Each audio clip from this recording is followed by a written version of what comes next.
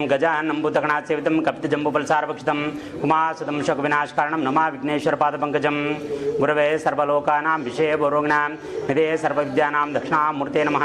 वागर्धाविव संवृक्तौ वागर्धौ प्रतिपत्तये जगतौ पितरौ वन्दे पार्वती परमेश्वरं श्री शंभुलिंगेश्वर देवताभ्यो नमः।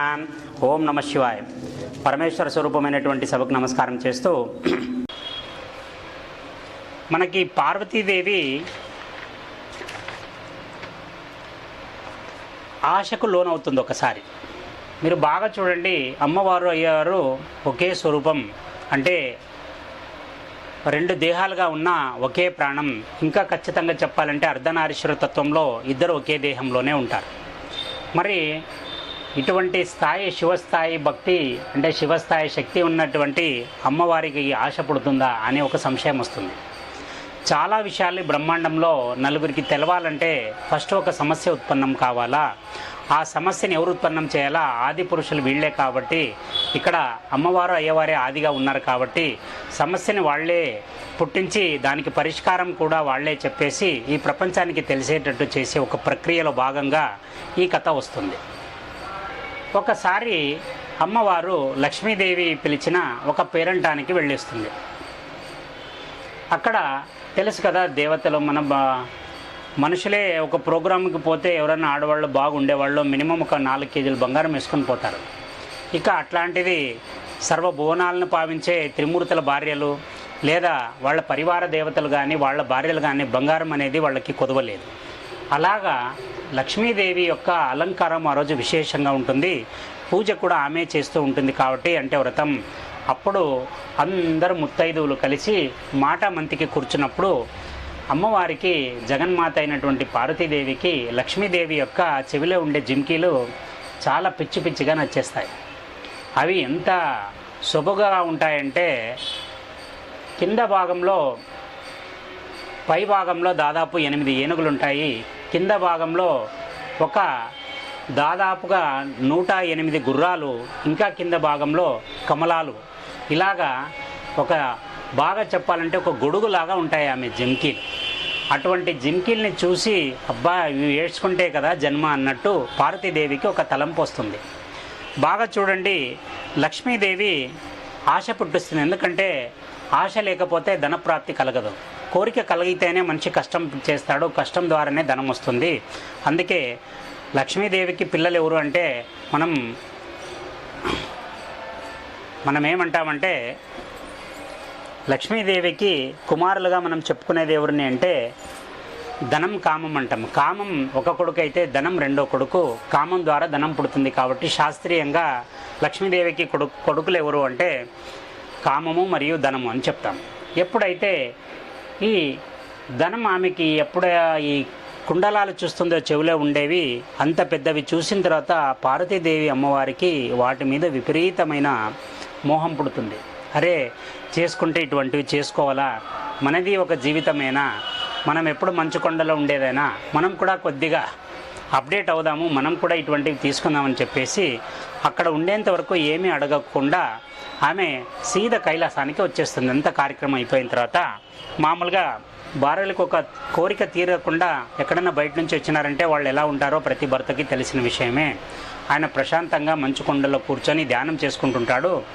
ఆమె వచ్చి కూర్చున్న తీరు ఆ విసురులు చూసిన తర్వాత ఒక ఆవిరి కొట్టినట్లయితుంది. ఎక్కడ ఈ మంచు కొండల్లో ఆవిరి కొడతా ఉందని చూస్తే అమ్మవారు బాగా మంచి ఆలోచనలో తల బుసాలు కొడుతుంటుంది ఆమె వేడి. అప్పుడు మెల్లిగా దేవి అని పిలిచి మెల్లిగా పక్కన కూర్చోబెట్టుకొని ఏమైంది అని అడుగుతాడు. అప్పుడు అంటుంది, ఏముందిలే స్వామి, ఎంత చేసినా మన బతుకులు ఇంతే కదా అంటుంది. ఆయనకి విశేషంగా అనిపిస్తుంది, ఏంటిది నా పార్వతీదేవేనా ఇటువంటి మాటలు మాట్లాడుతుండేది. ఇది జరగడానికి కొద్దిసేపటి ముందు ఏం జరిగింటుందంటే కుబేరుడు స్వామివారిని తన కొత్త ఇంటి ప్రవేశానికి పిలవడానికి వచ్చింటాడు. అలకాపురిలో తాను నిర్మించిన ఒక మంచి బృహత్తరమైన ఈ కట్టడం ఏదైతే ఉంటుందో దానికి పిలవడానికి వచ్చి ఒక ఏ మాట అయితే ఎవరితో అనకూడదో అటువంటి మాట ఒకటి శివుడి దగ్గర అని పోతాడు.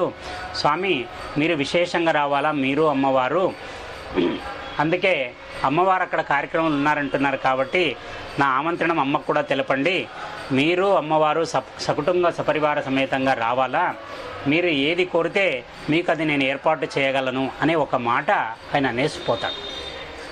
ఎప్పుడైతే ఎవరి దగ్గర ఏ మాట అనకూడదో నేను ఏర్పాటు చేయగలను అన్న మాట ఎవరి దగ్గర అనకూడదో పరమశివుడి దగ్గర, ఆయన దగ్గరే అంటాడు. కుబేరుడికి అంతటి ఆస్తులు అంతస్తులు నవవిధులకి అధిపతిని చేసిందే పరమశివుడు. అటువంటి ఒక మాటని మర్చిపోయి ఆయన పొరపాటులో ఆయన అహంకారాన్ని చూపిస్తాడు అక్కడ. దాన్ని మైండ్లో పెట్టుకొని ఆయన ధ్యానంలో కూర్చొని ఉండగానే అమ్మవారు ఇలాగా బుసల కొడుతూ వస్తుంది. ఇప్పుడు పార్వతీదేవిని అడిగితే అంటుంది, మన బతుకులు ఇంతేలేండి, మనం ఏ రోజు మంచి చేసినాము, ఏ రోజు బాగా పట్టు వస్త్రాలు కట్టుకున్నాము అన్నట్టు ఆమె బాధపడడం చూసి, ఓహో ఏదో కోరిక తగిలింది పార్వతీదేవికి, దీని నుంచి విముక్తి కలిగించాలా, ఎందుకంటే ఇది నిజమైనది కాదు, నిజమైనది కేవలం జ్ఞానం మాత్రమే అని చెప్పేసి, సరే దీనికి సమాధానం కోపంలో ఉన్నప్పుడు చెప్తే వాళ్ళకి మన చేతగానితనం అనుకుంటారు, దాని సమయం వచ్చినప్పుడు చెప్పాలని చెప్పేసి ఆ పరమాత్ముడు ఒక విశేషమైన ప్లాన్ తీసుకుంటాడు మైండ్లో. ఇది జరిగిన తర్వాత అంటాడు, కుబేరుడు వచ్చిపోయినాడు, ఇలాగా పిలిచిపోయినాడు ఆయన ఇంటి ఓపెనింగ్ సెరమనీకని, మనం అందరూ వెళ్ళాలా, కాకపోతే నేను రాలేను, మీరు వెళ్ళి రండి అంటాడు. ఆయన అంటే, లేదండి మీరు వస్తేనే నేను వెళ్తాను, ఇప్పుడు మళ్ళీ ఫంక్షన్ అంటున్నారు మీరు, అక్కడి లక్ష్మీదేవి మళ్ళీ ఫుల్ ఆమె ఉండేవన్నీ పెట్టుకొని వస్తుంది, మా దగ్గర ఏముండవు, ఇప్పుడు నేను ఎట్లా రావాలా అటువంటి ఫంక్షన్కి అని. ఇది మూలిగే నక్కపై తాటిపండు పడ్డట్టు పాపం పరమేశ్వరుడికి ఈ కష్టంలో మళ్ళీ ఆయన ఇన్విటేషన్ ఒకటి, ఆ ఇన్విటేషన్కి వెళ్ళాలంటే మీకు జింకీలు కావాలా, ఏం చేయాలో అర్థం కాదు, ఇప్పుడు ఏం కావాలని నువ్వు జింకీలు చేయించుకుంటావు అలాంటివి అంటే అవును అని ఉంటుంది. ఓహో ఈమె కోరికకు మూలం జింకీలు. అప్పుడు అంటాడు, నా దగ్గర బంగారం అయితే లేదు, నీకు తెలిసిన విషయమే, కాకపోతే నా నుదిటిపై నుండే ఒక కొంత భస్మాన్ని తీసి ఒక ఆకు మీద వేసిస్తా, ఈ ఆకుని తీసుకెళ్ళి కుబేరుడి దగ్గరికి వెళ్ళి స్వామి చెప్పాడని చెప్పేసి దీన్ని ఒక త్రాసులో ఉంచి దానికి ఎంత బంగారం వస్తుందో అంత బంగారాన్ని తీసుకొని దాంతో నీకేం కావాలో అది చేయించుకో అని చెప్తాడు. ఎందుకంటే నవనిధులకు అధిపతి ఇక్కడ కుబేరుడు అయి ఉన్నాడు కాబట్టి ఈ పరమశివుడు రెఫరెన్స్ అక్కడికి పంపిస్తాడు. ఆమె అంటుంది, చూడండి ఉంటే ఇవ్వండి, లేదంటే లేదని చెప్పండి, మీరు ఇచ్చే బూడిదెంత వచ్చేదెంత అక్కడ, దీని బదులు ఊరికే పోయి మీ స్వామి చెప్పినాడని అంటే ఇస్తాడు కదా ఆయన, నేను ఎంత చెప్తానో అంతే చెయ్యి, ఇంతకు మునుపు నువ్వు నేను చెప్పిన మాట వినకుండా చాలా అగుచాట్లు పడ్డావు, ఈసారి ఆ తప్పు చేయకు అని చెప్పేసి ఎలాగోలా ఒప్పించి ఒక ఆకు మీద తన నుదిటిపై ఉండే భస్మాన్ని కొంచెం తీసి ఆ ఆకులో వేసి అమ్మవారికి నందిని తోడిచ్చి పంపించేస్తాడు. ఎప్పుడైతే నందిని తీసుకెళ్తుందో ఆమె అక్కడికి తెలిసిపోతుంది కుబేరుడికి అమ్మవారే సాక్షాత్తు తనని కలవడానికి వస్తుందని. ఎప్పుడైతే ఆమె ఎంటర్ అవుతుందో అలకాపురిలో ఆయన పరుగున తన పరిచర్యల్ని అందరూ పనిచేసే వాళ్ళందరినీ తీసుకొని పరిగెత్తుకుంటూ వచ్చి 2 చేతులు కట్టుకొని చాలా వినయంతో అమ్మవారి ముందు తలదించి, అమ్మ ఇంత దూరం మీరెందుకు వచ్చారమ్మా, పిలిస్తే నేనే వచ్చేవాడిని కదా అంటే, నేను కూడా అదే చెప్పినాను బాబు, ఆయన ఒప్పుకోవట్లేదు, మన పని కాబట్టి మనమే వెళ్ళాలని రూల్స్ చెప్పి పంపించినాడు ఆయన, అందుకే నేనే వచ్చినాను, ఎంతైనా మనం ఎంత రాసుకుని ఉంటే అంతే జరుగుతుంది కదా అనుకుంటూ ఆమె విసురుకుంటూ పాపం లోపలికి వస్తుంది. కుబేరుడు ఆమెను తీసుకెళ్ళి ఉచితాసనం మీద కూర్చోపెట్టి అప్పుడు అమ్మవారికి అడుగుతాడమ్మా వచ్చిన కార్యం. అప్పుడు ఆమె జాగ్రత్తగా తీసిన ఆకులో నుంచి ఆ భస్మాన్ని తీసి కుబేరుడి చేతికిస్తూ ఈ మాట అంటుంది. అక్కడ మా వారు నీకు ఈ భస్మాన్ని ఇచ్చి ఇది ఎంత తోగుతుందో అంతటి బంగారాన్ని తీసుకొని ఆ బంగారంతో నీకు కావలసిన నగలు చేయించుకొని చెప్పాడు. నాకు లక్ష్మీదేవి జింకీలు చాలా నచ్చాయి, అటువంటివే నేను కూడా చేయించుకోవాలనుకుంటున్నాను. బంగారాన్ని అడిగితే నా దగ్గర లేదు, ఈ భస్మాన్ని అంటే, ఏమ్మా మీరు కూడా మరీ ఇంత చాదస్తంగాను, నన్ను అడిగితే నేనే పంపిస్తాను, ఎంత బంగారం కావాలంటే అంత దానికి మీరు అక్కడి నుంచి ఇక్కడికి రావాలా, పైగా ఈ భస్మంతో ఏం తోగుతుందమ్మా, భస్మాన్ని తెచ్చారు, ఇది పెట్టుకోండి పర్వాలేదు, నేను బంగారం ఎంత కావాలని తీస్తాను. వద్దు బాబు, మళ్ళీ దానికి ఒక పంచాయతీ జరుగుతుంది, ఆల్రెడీ నాకు వార్నింగ్ ఇచ్చి పంపించినాడు ఆయన ఎంత చెప్తే అంతే చేసుకుంటాను, ఇంతకు మునుపు ఆయన చెప్పినవి చేయకుండా నేను చాలా అగచాట్లు పడ్డ సందర్భాలు ఉన్నాయి కాబట్టి వద్దు, నాకి ఇప్పుడు నేనేం చెప్తానో అంతే చెయ్యి నువ్వు. సరే అమ్మ తేవండి అని చెప్పేసి ఆకులో ఉండే భస్మాన్ని తీసుకొని ఒక త్రాసు తీసుకుని వచ్చి చిన్నది ఆ త్రాసులో పెట్టి బంగారాన్ని పెడతాడు. ఆ త్రాసులో బంగారం వేస్తూ పోతాడు, కానీ అక్కడ ఎప్పటికీ ఆ భస్మము పైకి లేవదు.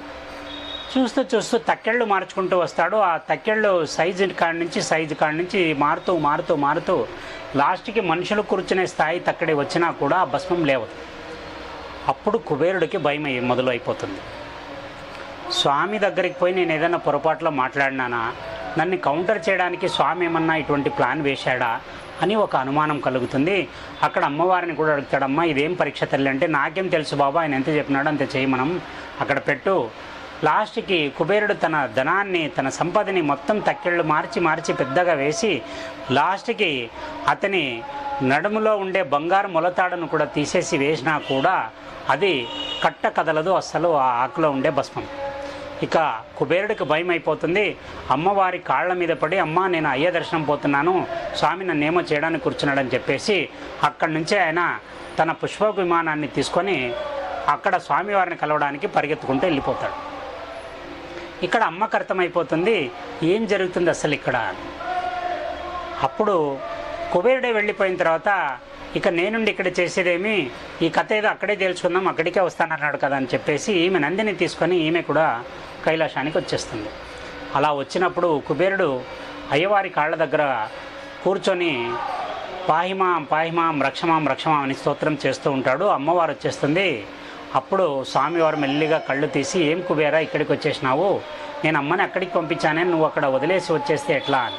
స్వామి నాకు అర్థమైపోయింది నీ డైరెక్షన్ అంతా, నేను పొరపాటులో నీ దగ్గర ఒక మాట అన్నాను స్వామి, అనకూడని మాట, మీరేం కావాలంటే దాన్ని నేను సమకూరుస్తానని మీ దగ్గర తీసుకొని మీకే చెప్పేంత స్థాయి నాకు లేకపోయినా అనేసినాను, నన్ను క్షమించండి, నాకు అర్థమైపోయింది, నన్ను మీరే గట్టెక్కించాలా, నా నిధులన్నీ అయిపోయాయి, నేను పెట్టిన అన్నీ అయిపోయినాయి, ఇక మిగిలింది నేను ఒకటే, నన్ను మీరే కాపాడాలని కాళ్ళు గట్టిగా పట్టుకున్న తర్వాత అప్పుడు లే కుబేరా అని లేపి ఆయన అంటాడు, ఎప్పుడు అహంకారం మంచిది కాదు, ఇవన్నీ నేనిచ్చిన నిధులే అయినప్పటికీ కూడా నేను నాకు అవసరమైనప్పుడు నా ధర్మపత్నిని కూడా నీ దగ్గరికే పంపించాను, ఇది పద్ధతి అంటే ఇలా ఉంటుంది బతకడంలో, ఇంకెప్పుడు అహంకారానికి పోవద్దు, నువ్వు నీ నవనిధులకు ఆధిపత్యం నీకే ఉంటుందని చెప్పేసి అక్కడి నుంచి కుబేరుణ్ణి పంపించేస్తాను.